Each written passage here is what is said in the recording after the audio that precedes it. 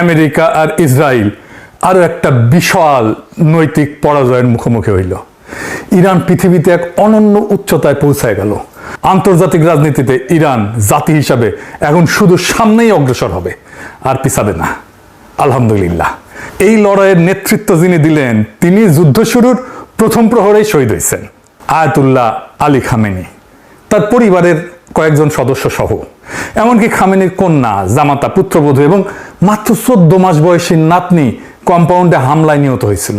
যে ইরান ধ্বংস হয়ে যাবে বলে যারা ভবিষ্যৎবাণী করছিল, যারা বলছিল ইরানকে প্রস্তর যুগে ফেরত দেবে, তাদের মুখে ছাই দিয়া আজকা তেহরান থেকে আসা সবচেয়ে হৃদয় বিদারক ছবিটা দিয়া শুরু করি। সেটা কালো কাপড়ে ঢাকা লক্ষ লক্ষ শোকার্ত মানুষের সমুদ্র না, রাষ্ট্রের ওই বিশাল স্থাপত্যও না। সবচেয়ে হৃদয় বিদারক ছবিটা হইল একটা ছোট্ট পতাকায় ঢাকা কফিন, 14 মাস বয়সী একটা শিশুর কফিন, যেটা বসে আছে ঠিক গোটা দুনিয়ার জিওপলিটিক্যাল সংঘাতের একদম কেন্দ্রে। আন্তর্জাতিক মিডিয়া যখন আয়াতুল্লাহ আলী খামেনির বিশাল রাষ্ট্রীয় জানাজার সুদূর প্রসারী রাজনৈতিক তাৎপর্য নিয়ে ব্যস্ত, গ্র্যান্ড মোসাল্লার ভেতরে হাজার হাজার মানুষ তখন কাঁদতেছে মঞ্চের ওই সবচেয়ে ছোট্ট কফিনটা নিয়ে। খামেনির নাতনি জাহরা মোহাম্মদী গোল পায়গানি যুদ্ধের প্রথম হামলাতেই দাদার সাথে যে শহীদ হয়ে গেছেন। ইরান ইচ্ছাকৃতভাবে এই মানবিক বিপর্যয়টাকে দুনিয়ার সামনে সম্প্রচার করছে। একটা অকল্পনীয় পারিবারিক ট্র্যাজেডিকে তারা রূপান্তরিত করছে এক প্রতিরোধের এক অনমনীয় মনস্তাত্ত্বিক অস্ত্রে। একটা নীরব পারিবারিক দাফনকে বানায় ফেলছে পশ্চিমের বিরুদ্ধে চিরস্থায়ী অবাধ্যতার প্রতীকে। আর ঠিক এই জায়গাতেই পৃথিবীর প্রতি ইরানের আসল রাজনৈতিক বার্তাটা লুকানো আছে। বেশিরভাগ সময় সবচেয়ে ভয়ঙ্কর রাজনৈতিক বার্তা কোনো কূটনৈতিক চিঠিতে লেখা থাকে না। ইরানের পৃথিবীর প্রতি সবচেয়ে ভয়ঙ্কর বার্তাটা কি? সেটা হইল ঠিক আমেরিকার স্বাধীনতার 250তম বার্ষিকীর দিনটাকেই বেছে নেওয়া হইল ওই কাছে ঘেরা কফিন দুনিয়ার সামনে মেলে ধরার জন্য। ওয়াশিংটন যখন 4 জুলাই আতশবাজি ফোটাইতেছে তাদের স্বাধীনতার 250তম বার্ষিকী উদযাপনের জন্য, সেই একই দিনে তেহরানের মোসাল্লায় লক্ষ লক্ষ মানুষ বুক চাপড়ায় কাঁদতেছে কাছে ঘেরা এক কফিনকে ঘিরা, যেখানে সুপ্রিম লিডারের সাথে শুয়ে আছে প্রথম হামলায় নিহত পরিবারের আরো 4 জন। ইরান আমেরিকার এই উদযাপনকে মিথ্যা প্রমাণ করে দিল কয়েকটা কফিন দিয়া। ইরান এখানে আর একটা বড় খেলা খেলছে। কি খেলা? এই অবিশ্বাস্য জনসমুদ্র, এই কান্নার ওই পারে আসল খেলাটা কি? ইরান এই 5 শহর জুড়ে বিশাল জানাজা মিছিলটাকে বানায় ফেলছে এক মনস্তাত্ত্বিক যুদ্ধের একটা মাস্টার ক্লাসে। শোকের এই গোটা রাষ্ট্রীয় স্পেকটাকেলটাকে তারা পর্দার আড়ালের শান্তি আলোচনায় একটা শক্তিশালী অস্ত্র হিসেবে ব্যবহার করছে। ইরান শান্তি আলোচনায় কি কি আদায় করতে চাইতেছে এখন? হরমুজ প্রণালী, যেই প্রণালী দিয়ে একসময় দুনিয়ার 1/5 তেল গ্যাস যাইত, তার উপরে নিজেদের নিয়ন্ত্রণ নিরঙ্কুশ কইরা ইরান যুদ্ধের একটা স্থায়ী সমাপ্তি আদায় করতে চাইতেছে। ইরানের চিফ নেগোসিয়েটর কাজেম গরিবাবাদি সরাসরি ফ্রান্স আর ব্রিটেনকে কঠোর প্রকাশ্য হুঁশিয়ারি দিছে। কারণটা কি? কারণটা স্টারমার আর ম্যাখো একটা যৌথ বিবৃতি দিছিল, যেখানে তারা প্রয়োজনে হরমুজে একটা বহুজাতিক নৌ মিশন মোতায়েনের প্রস্তুতির কথা বলছিল। গরিবাবাদীর জবাব হরমুজের নিরাপত্তা উপকূলীয় রাষ্ট্রগুলোর হাতে। সংকট সৃষ্টিকারীদের তাদের দুঃসাহসিকতার পরিণতির জন্য জবাবদিহি করতে হবে। এইটা একটা গুরুতর সতর্কবার্তা। এইবার আসেন আসল চমকে। কি সেটা? কোরআনের আয়াত দিয়া কূটনীতি, সবচেয়ে চতুর চাল। এই জানা যায় ইরান এমন একটা জিনিস করছে যেটা বিশ্লেষকরা বলছে ফিউনারেল ডিপ্লোমেসি, জানাজার কূটনীতি। 30টার বেশি বিদেশি প্রতিনিধি দল খামেনির কফিনে শ্রদ্ধা জানাইতে আসছে। আর প্রত্যেকটা দলকে যখন কফিনের সামনে আনা হয়েছে, ঠিক তখন কোরআনের একটা করে আলাদা আয়াত তেলাওয়াত করা হয়েছে।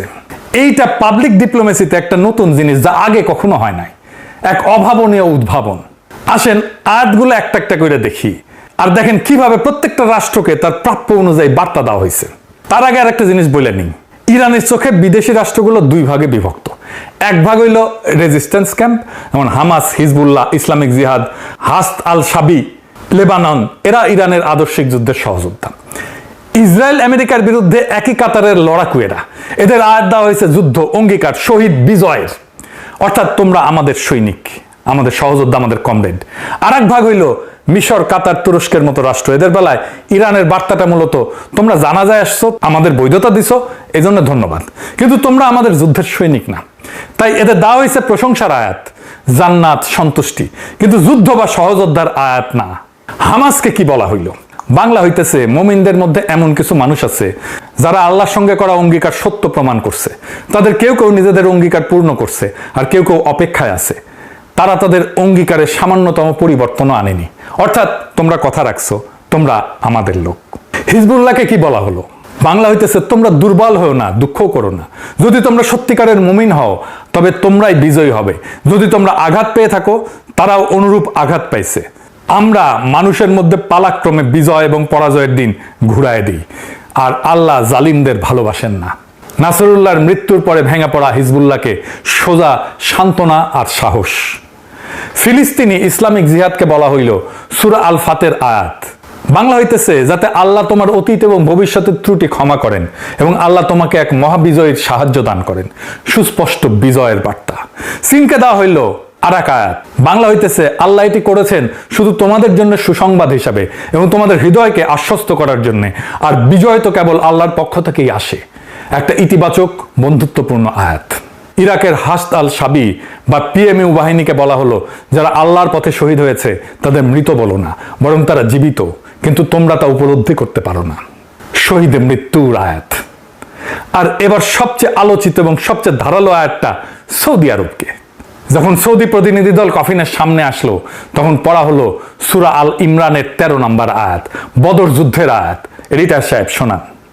قد كان لكم آية في فئتين التقتا فئة تقاتل في سبيل الله وأخرى كافرة يرونهم مثليهم رأي العين والله يؤيد بنصره من يشاء। নিশ্চয়ই তোমাদের জন্য শিক্ষা ছিল সেই দুই বাহিনীর মধ্যে যারা যুদ্ধে মুখোমুখি হয়েছিল। একদল আল্লাহর পথে যুদ্ধ করছিল আর অন্য দল ছিল অবিশ্বাসী। নিশ্চয়ই এতে অন্তর্দৃষ্টি সম্পন্ন মানুষের জন্য শিক্ষা রয়েছে। ভয়ঙ্কর খোঁচা। বদর যুদ্ধ যেখানে ছোট্ট একটা মুসলিম বাহিনী বিশাল শত্রুকে হারাই দিছিল, আর বদর হয়েছিল আজকে সৌদি আরবের মাটিতেই। সৌদি আরব যুদ্ধের সময় আমেরিকাকে নিজের ভূখণ্ড ব্যবহার করতে দিছিল, কিন্তু ইরান ছোট বাহিনী হয়েও বিজয় অর্জন করলো। বদর যুদ্ধের সাথে নিজেকে অ্যালাইন করলো ইরান। কাতারকে দেওয়া হইল ইসলামিক জিহাদের মতোই সেই আল ফাতার আয়াত, যাতে আল্লাহ তোমার অতীত ও ভবিষ্যতের ত্রুটি ক্ষমা করেন, আল্লাহ তোমাকে এক মহাবিজয়ের সাহায্য দান করেন। তবে কাতারের বেলায় এর মানে নরম, কারণ কাতার মধ্যস্থতাকারী। সমর্থনের জন্য ধন্যবাদ। তুরস্ককে বলা হইল আল্লাহ তাদের মর্যাদা বাড়িয়ে দিয়েছেন যারা নিজেদের সম্পদ এবং জীবন দিয়ে সংগ্রাম করে তাদের তুলনায় যারা ঘরে বসে থাকে। আঙ্কারা ঘরে বসে থেকে সতর্ক ভূমিকা নিয়েছিল, সেই দিকেই ইঙ্গিত দিছে ইরান। পাকিস্তানে দেওয়া হইল সূরা আল ইসারার আয়াত, হে আমার রব, আমাকে সম্মানের সঙ্গে প্রবেশ করান এবং সম্মানের সঙ্গে বের করে আনেন, আর আপনার পক্ষ থেকে আমাকে সহায়ক কর্তৃত্ব দান করেন। সততা আর বৈধ কর্তৃত্বের জন্য দোয়া, সহায়তার জন্য দোয়া।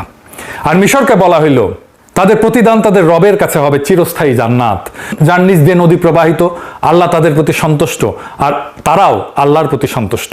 খেয়াল করেন, হামাস হিজবুল্লাহকে যেমন যুদ্ধ আর সহযোদ্ধার আয়াত দেওয়া হইল, মিশরকে সেটা দেওয়া হইল না। বার্তাটা পরিষ্কার, তুমি আসছো ধন্যবাদ, তুমি বন্ধু, কিন্তু তুমি আমাদের যুদ্ধের সৈনিক না।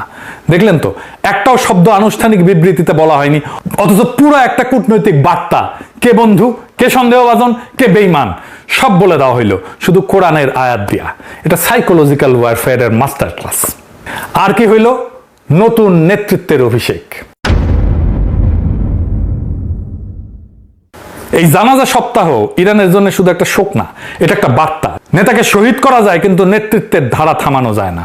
খামেনিকে শহীদ করার এক সপ্তাহের মধ্যে 8ই মার্চ assembly of experts Ayatollah Mostafa খামেনিকে নতুন সুপ্রিম লিডার নিযুক্ত করে। শত্রুপক্ষ ভাবছিল মাথা কাইটে ফেললে গোটা শরীর ভেঙে পড়বে, বিশৃঙ্খলা নামবে, ব্যবস্থা ধসে যাবে, কিন্তু হইল তার উল্টা। উত্তরাধিকারে তো মসৃণভাবে হাত বদল হইল যে বাইরের কেউ টেরি পাইল না। আর মোস্তফা এই জানাজায় উপস্থিত ছিলেন না। এই অনুপস্থিতিটাই এখানে শক্তির লক্ষণ। কিরকম? নতুন সর্বোচ্চ নেতা প্রকাশ্যে আসতেছেন না, নিরাপত্তা চাদরের আড়ালে থাকতেছেন, কারণ ইরান আর কোনো ভুল করবে না, শত্রুকে আর একটা টার্গেট দেবে না। এটা দুর্বলতা না, এটা শেখা কৌশল। যে জাতি প্রথম হামলায় তার নেতাকে হারাইছে, সে জাতি এখন প্রত্যেকটা পদক্ষেপ হিসাব করে ফেলতেছে। আর এই জানাজার আসল শক্তি ব্যক্তিতে না, জনতায়। লক্ষ লক্ষ মানুষ, কোটি কোটি মানুষ যখন রাস্তায় নামে, 100-র বেশি দেশ যখন প্রতিনিধি পাঠায়, তখন সেটা প্রমাণ করে আমেরিকা ইসরায়েল যত ইরানকে এক ঘরে করতে চাক, ইরান এক ঘরে হয়নি। শোককে এখানে বদলে দেওয়া হয়েছে ঐক্যের এক বিশাল প্রদর্শনীতে। এটাই বিপ্লবের ধারাবাহিকতা। একজন নেতা মাটির নিচে যান, আর একজন উঠে দাঁড়ান, আর জনতা পেছনে অটল থাকে। এইবার আসি আমাদের নিজেদের কথায়। ইরানের এই বিজয়, যেটা আর একটা মহাকাব্য, এটা দূরের কোনো খবর না, এটা আমাদের জন্য একটা শিক্ষা। প্রথম শিক্ষা কি? প্রতীকী অস্ত্র। ইরান একটা কফিন, কয়েকটা আয়াত আর একটা তারিখ দেয়া গোটা দুনিয়াকে বার্তা দিয়ে দিল। একটা গুলি না ছুঁয়া, একটা আনুষ্ঠানিক বিবৃতি ছাড়া। রাষ্ট্র চলে বন্দুকে যতটা, তার চেয়ে বেশি চলে গল্পে, ন্যারেটিভে। অথচ আমরা নিজেদের ন্যারেটিভটা, নিজেদের গল্পটা ঠিক মতো বলতে শিখিনি। আমরা জুলাইয়ের গল্পই বলতে শিখি নাই ঠিক মতো দুনিয়াকে। ইরান শোককেও। দর্শক, আমাদের এই ভিডিওতে আজকে পিনাকি সকল ধরনের বাংলাদেশের এবং বাহিরের যেরকমের আজকে বিশ্ব রাজনীতিতে ইরানের প্রেসিডেন্ট আয়াতুল্লাহ আলী খামেনির জানাজা হয়েছে। সেই জানাজায় হাজার হাজার কোটি কোটি লোক এসেছে এবং সেই জানাজার সেই ইঙ্গিতের মাধ্যমে পিনাকি আজকে জানিয়েছে যে সামনে কি ঘটাতে পারে এবং কি ঘটতে চলেছে এই ইসরায়েল এবং আমেরিকার উপরে। কি ইরান কোনো মানে কোনো প্রকার বিস্তার করবে কিনা, বা কোনো ঝামেলা আরও সামনে এই ঝামেলাটা বড়োভাবে গড়াবে কিনা, সেই বিষয়ে আজকে এই আলোচনা করে দিয়েছেন পিনাকি ভট্টাচার্য। তো আপনাদের এই ভিডিওর দেখার পর যাদের যে মতামত, আপনারা সেই মতামত আমার কমেন্ট বক্সে দিতে পারেন, এবং এই আয়াতুল্লাহ আলী খামেনিকে নিয়ে আপনাদের কিছু বলার থাকলে সেটাও বলতে পারেন। তো প্রিয় দর্শক, শেষে একটি কথা বলবো, যারা এখন আমাদের চ্যানেলটি সাবস্ক্রাইব করেননি, এখনই সাবস্ক্রাইব করে রাখুন পরবর্তী আপডেট পেতে।